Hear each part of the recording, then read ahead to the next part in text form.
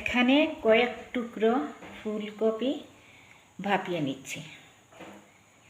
এগুলো দিয়ে কি তৈরি করব আমি নিজেই জানি না। দেখি কি তৈরি করা যায়।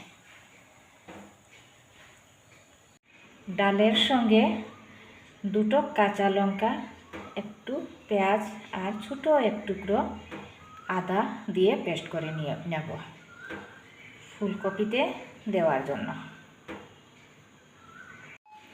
ডালের পেস্টের সঙ্গে অল্প একটু লবণ দিলাম আর দিলাম হলুদ গুঁড়ো। এবার একসঙ্গে মেখে নেব।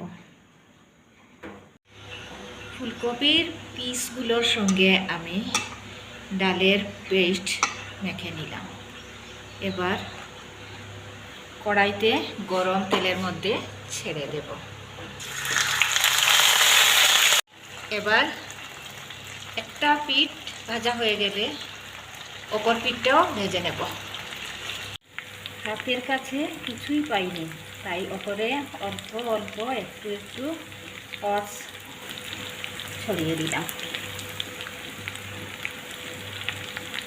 এটা আমার সম্পূর্ণ নিজস্ব পদ্ধতিতে তৈরি করছি, কারণ আমি তো কল্পনা বিলাসী।